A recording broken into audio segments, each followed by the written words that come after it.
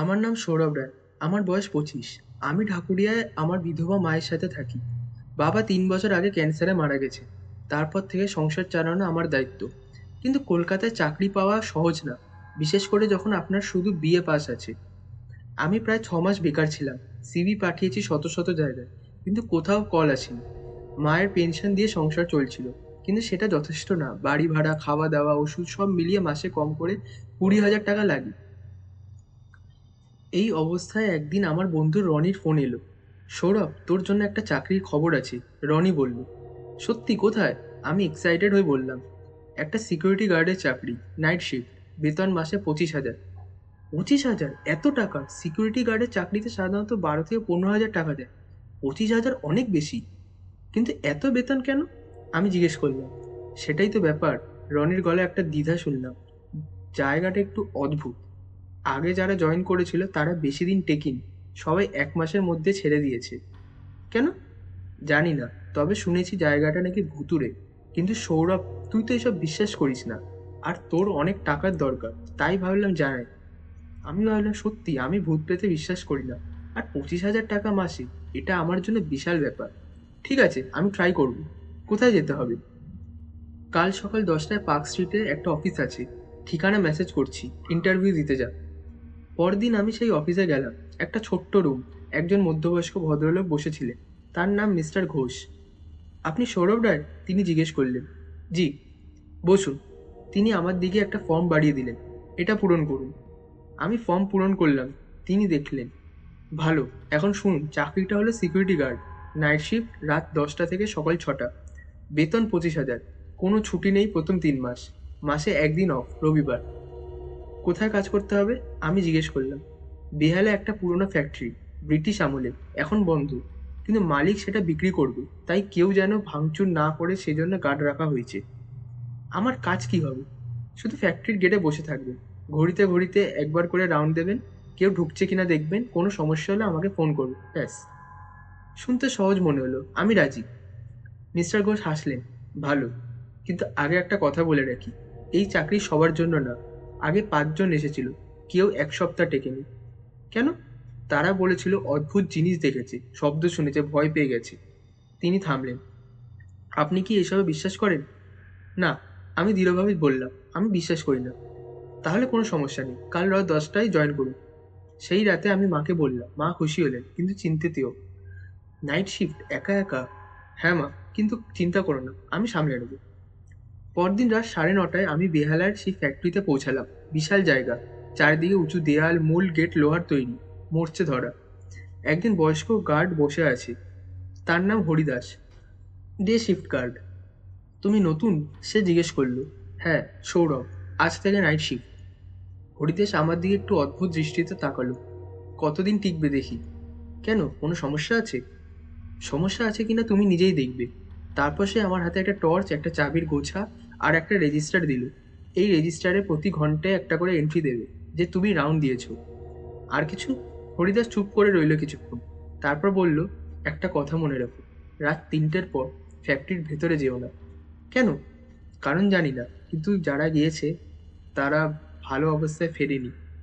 আমি হেসে ফেললাম। ভূতের গল্প শোনাচ্ছেন? হরিদাস হাসল না। গল্প না, সাবধান বাণী। তবে তুমি বিশ্বাস না করলে তোমার ইচ্ছা। সে চলে গেল। আমি একা হলাম। প্রথম কয়েক ঘন্টায় ভালোই কাটলো। আমি গেটে একটা চেয়ার পেতে বসলাম। ফোনে গেম খেললাম। রাত 11টায় একবার রাউন্ড দিলাম। ফ্যাক্টরির চারপাশে ঘুরলাম। কিচ্ছু নেই, শুধু পুরনো বিল্ডিং, ভাঙা জানলা, জঙ্গল। রাত 12টায় আবার রাউন্ড। সব ঠিক। রাত 1টায় তৃতীয় রাউন্ড। এখনো কোনো সমস্যা নেই। আমি ভাবলাম এসব ভূতের গল্প, শুধু ভয় দেখানোর জন্য, আসলে কিছু নেই। কিন্তু রাত 2টোর পর কিছু একটা বদলাতে শুরু করলো। বাতাস ঠান্ডা হয়ে গেল হঠাৎ করে। অথচ নভেম্বর মাস, তেমন ঠান্ডা পড়ার কথা না। আর শব্দ শুরু হলো। প্রথমে মনে হলো বাতাসের শব্দ, কিন্তু আরো মনোযোগ দিয়ে শুনলাম একটা কোনো মেশিনের শব্দ। যেন পুরোনো মেশিন চলছে। কিন্তু ফ্যাক্টরি তো বন্ধ, কোনো মেশিন চলার কথা না। আমি টর্চ নিয়ে শব্দের দিকে এগোলাম। শব্দ আসছে ফ্যাক্টরির ভেতর থেকে। আমি মূল বিল্ডিংয়ের দরজায় গেলাম। দরজা বন্ধ, তালা লাগানো। কিন্তু শব্দ পরিষ্কার শুনতে পাচ্ছি। ঘর ঘর ঘর ঘর করে, যেন কোনো পুরনো জেনারেটর চলছে। আমি চিন্তিত হলাম। হয়তো কেউ ভেতরে ঢুকেছে। চোর। আমি চাবি দিয়ে তালা খুললাম, দরজা ঠেলে ভেতরে ঢুকলাম। ভেতরে অন্ধকার, আমার টর্চের আলো ছাড়া আর কিছু দেখা যাচ্ছে না। শব্দ আরো জোরে শুনতে পাচ্ছি, আসছে উপরের তলা থেকে। আমি সিঁড়ি দিয়ে উপরে উঠলাম। প্রথম তলা, একটা বড় হল, পুরনো মেশিন পড়ে আছে, ধুলোয় ঢাকা। শব্দ আরো উপর থেকে আসছে। দ্বিতীয় তলায় উঠলাম, এখানেও একই অবস্থা, কিন্তু শব্দ থেমে গেল। হঠাৎ করে সম্পূর্ণ নিস্তব্ধ। আমি দাঁড়িয়ে রইলাম, চারিদিকে টর্চের আলো ফেললাম। তারপর শুনলাম পায়ের শব্দ, কেউ হাঁটছে আমার পেছনে। আমি দ্রুত ঘুরলাম, কেউ নেই। কে আছো, আমি চিৎকার করে বললাম। কোনো উত্তর নেই। আমার হৃস্পন্দন বেড়ে গেল। হয়তো আমার ভুল হয়েছে, হয়তো শব্দ অন্য কোথাও থেকে এসেছিল। আমি নিচে নামতে শুরু করলাম, কিন্তু সিঁড়িতে নামার সময় আবার শুনলাম হাসির শব্দ, একটা মেয়ের হাসি। আমি থমকে গেলাম। কে তুমি, বেরিয়ে এসো, আমি চিৎকার করলাম। হাসি থেমে গেল। তারপর একটা গলা শুনলাম, মৃদু ফিসফিস করা, তুমি নতুন। আমার সারা শরীর কাঁপতে লাগলো। কে বলছো? আমি এখানে থাকি। কোথায় আছো, বেরিয়ে এসো। আমি বেরোতে পারি না, আমি বন্দি। আমি বুঝতে পারছিলাম না কি করব। এটা কি সত্যি, নাকি কেউ আমার সাথে প্র্যাঙ্ক করছে? আমি দ্রুত সিঁড়ির দিকে নামলাম, বাইরে বেরিয়ে এলাম, দরজা বন্ধ করে তালা লাগিয়ে দিলাম। গেটে ফিরে এলাম, ঘড়িতে দেখলাম রাত 2:45। আমি চেয়ারে বসে পড়লাম, হাঁপাচ্ছি। হয়তো আমার মনের ভুল, হয়তো ক্লান্তিতে হ্যালুসিনেশন হচ্ছিল। কিন্তু রাত 3টে বাজার সাথে সাথে আরো অদ্ভুত কিছু শুরু হলো। ফ্যাক্টরির সব জানলায় আলো জ্বলে উঠল। আমি চমকে উঠে দাঁড়ালাম, কিন্তু এটা কিভাবে সম্ভব? ফ্যাক্টরিতে তো বিদ্যুৎ সংযোগ নেই। আমি দেখলাম প্রতিটা জানলায় মৃদু হলুদ আলো, যেন ভেতরে লণ্ঠন জ্বলছে। তারপর আমি দেখলাম জানলায় ছায়া, মানুষের ছায়া, অনেক মানুষ। তারা নড়ছে, কাজ করছে যেন। আমার মাথা ঘুরতে লাগলো, এটা কি হচ্ছে? আমি মিস্টার ঘোষকে ফোন করলাম। 3বার রিং হওয়ার পর তিনি উঠলেন, রাগান্বিত গলায় বললেন, কি হয়েছে? স্যার, ফ্যাক্টরিতে আলো জ্বলছে, মানুষ আছে ভেতরে। কি বলছো? সত্যি স্যার, আমি দেখছি। মিস্টার ঘোষ একটা দীর্ঘশ্বাস ফেললেন। শোনো সৌরভ, ঘাবড়ে যেও না। এটা হয়, প্রতি রাতে হয়, রাত 3টে থেকে 4টে পর্যন্ত। মানে, আপনি জানতেন? হ্যাঁ, কিন্তু আগে বললে তুমি জয়েন করতে না। শোনো, তুমি শুধু গেটে বসে থেকো, ভেতরে যেও না, কিছু করো না। 1 ঘন্টা পর সব স্বাভাবিক হয়ে যাবে। কিন্তু এটা কি? জানি না, কিন্তু এই ফ্যাক্টরিতে এরকম হয় বহু বছর ধরে। আগে যখন একটা দুর্ঘটনা হয়েছিল 1965 সালে, অনেক শ্রমিক মারা গিয়েছিল। তারপর থেকে লাইন কেটে গেল। আমি আবার ডায়াল করলাম, কিন্তু উঠলো না।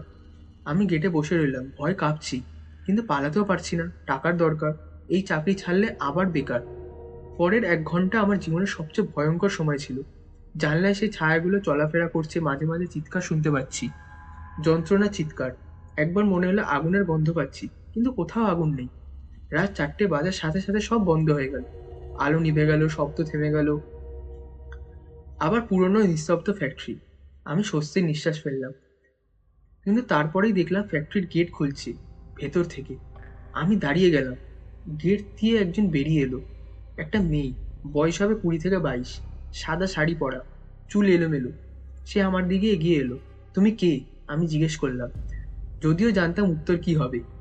আমার নাম মালতী, সে বলল। আমি এখানে কাজ করতাম 1965 সালে। আমার হাঁটু কাঁপতে লাগলো। তুমি ভূত? মালতী হাসলো, দুঃখী হাসি। ভূত? হ্যাঁ, এখন তো তাই হয়েছি। তুমি কি চাও? আমি চাই তুমি আমাদের সাহায্য করো। আমরা মানে? আমরা 107, আমরা 127 জন, যারা সেদিন মারা গিয়েছিল আগুনে। ফ্যাক্টরির মালিক আমাদের ভেতরে তালা দিয়ে আগুন লাগিয়ে দিয়েছিল। আমার শ্বাস বন্ধ হয়ে গেল। কেন? ইউনিয়ন তৈরি করেছিলাম আমরা, বেতন বৃদ্ধির দাবি করেছিলাম। মালিক রাগ করে, সেদিন রাতে সবাইকে ভেতরে ডেকে তালা দিয়ে আগুন লাগিয়ে দিয়েছিল। কিন্তু তাহলে পুলিশ? পুলিশকে বলা হয়েছিল দুর্ঘটনা, টাকা দিয়ে সব চাপা দিয়েছিল। আমাদের পরিবারকে কিছু টাকা দিয়ে চুপ করিয়ে দিয়েছিল। তারপর তারপর আমরা আটকে গেলাম এই ফ্যাক্টরিতে। প্রতি রাতে প্রতি রাতে এই ভয়ঙ্কর রাত আবার ফিরে আসে। আমরা আবার জ্বলি, আবার মরি, আবার জেগে উঠি। আমার চোখে জল এলো। আমি কি করতে পারি? সত্যটা বলো, পুলিশকে বলো, মিডিয়াকে বলো, আমাদের গল্প মানুষকে জানাও, যাতে আমরা মুক্তি পাই। কিন্তু প্রমাণ? কেউ বিশ্বাস করবে না। মালতী আমার হাতে একটা জিনিস দিল, একটা পুড়ে যাওয়া আইডি কার্ড। এটা আমার এই ফ্যাক্টরির বেসমেন্টে আরো 126টা মৃতদেহ পড়ে আছে। কেউ খোঁজেনি, খুঁজলে পাবে। তারপর সে অদৃশ্য হয়ে গেল। আমি হাতে সেই আইডি কার্ড নিয়ে দাঁড়িয়ে রইলাম। সকাল 6টায় হরিদাস এলো। আমাকে দেখে অবাক হলো। তুমি এখনোই আছো? প্রথম রাতেই পালাওনি? না, আমি বললাম। এবং আমি আর পালাবো না, আমার কাছে একটা কাজ আছে। আমি হরিদাসকে সব বললাম, মালতীর কথা, আইডি কার্ডের কথা। হরিদাস শুনল। তারপর বলল, আমিও শুনেছিলাম এরকম গল্প, কিন্তু প্রমাণ ছিল না। এখন প্রমাণ আছে, আমাকে বেসমেন্টে নিয়ে চলো। আমরা দুজন মিলে বেসমেন্টে গেলাম, একদম নিচে, অন্ধকার স্যাঁতস্যাঁতে। এবং সেখানে আমরা পেলাম একটা লুকোনো রুম, তালা দেওয়া। তালা ভেঙে ভেতরে ঢুকলাম। যা দেখলাম সেটা আমি কোনোদিন ভুলবো না। 127টা কঙ্কাল, সারিবদ্ধভাবে শোয়ানো, প্রতিটার পাশে তাদের আইডি কার্ড রাখা। আমরা সাথে সাথে পুলিশকে খবর দিলাম। পুলিশ এসে জায়গাটা স্কেল করলো, মিডিয়া এলো, বড় খবর হলো, তদন্ত শুরু হলো, পুরনো রেকর্ড খোঁজা হলো। জানা গেল ফ্যাক্টরির মালিক মিস্টার সেনগুপ্ত 1972 সালে মারা গিয়েছিলেন, কিন্তু তার ছেলে এখনো বেঁচে আছে এবং সে এই ফ্যাক্টরি বিক্রি করতে চাইছিল। পুলিশ তাকে জিজ্ঞাসাবাদ করলো। প্রথমে সে সব অস্বীকার করলো, কিন্তু ফরেন্সিক এভিডেন্স এবং পুরনো কিছু ডকুমেন্ট পাওয়া গেল যা প্রমাণ করলো সত্যি 1965 সালে একটা মাস মার্ডার হয়েছিল। মিস্টার সেনগুপ্তের ছেলে শেষ পর্যন্ত স্বীকার করলো, বলল তার বাবা তাকে মৃত্যুশয্যায় সব বলে গিয়েছিল। কেস হলো, শাস্তি হলো, এবং সবচেয়ে গুরুত্বপূর্ণ 127 জন শ্রমিকের দেহাবশেষ তাদের পরিবারের কাছে ফেরত দেওয়া হলো। সেই রাতের পর আমি আর ফ্যাক্টরিতে কাজ করিনি, কিন্তু গেছিলাম একবার। রাত 3টে, সব শান্ত ছিল, কোনো আলো না, কোনো শব্দ না। আর আমি জানতাম তারা মুক্ত হয়েছে, অবশেষে শান্তি পেয়েছে। মালতীকে আমি আর দেখিনি, কিন্তু সেই রাতে একটা ঠান্ডা হাওয়া বয়ে গেল এবং মনে হলো কেউ ফিসফিস করে বলল, ধন্যবাদ। ফ্যাক্টরিটা ভেঙে ফেলা হয়েছে এখন। সেখানে একটা মেমোরিয়াল তৈরি হয়েছে, 127 জন শ্রমিকের নাম লেখা আছে তাদের স্মৃতিতে। আমি মাঝে মাঝে সেখানে যাই, ফুল দিয়ে আসি, এবং প্রতিবার মনে পড়ে, কখনো কখনো ভূত মনে হয় না। ভূত মানে অসমাপ্ত কাহিনী, অন্যায়ের বিরুদ্ধে চিৎকার, এবং যখন সেই চিৎকার শোনা যায় তখন অন্যায়ের বিচার হয়, তখন আত্মা শান্তি পায়। আমার মায়ের কথা শেষ করি একটা মেসেজ দিয়ে, যদি কখনো তোমার মনে হয় কোথাও ভূত আছে, ভয় পেও না, শোনার চেষ্টা করো তারা কি বলছে। হয়তো তারা শুধু তাদের গল্প বলতে চায়, হয়তো তারা শুধু ন্যায় বিচার চায়, এবং হয়তো তুমিই পারবে তাদের সেই ন্যায় বিচার দিতে।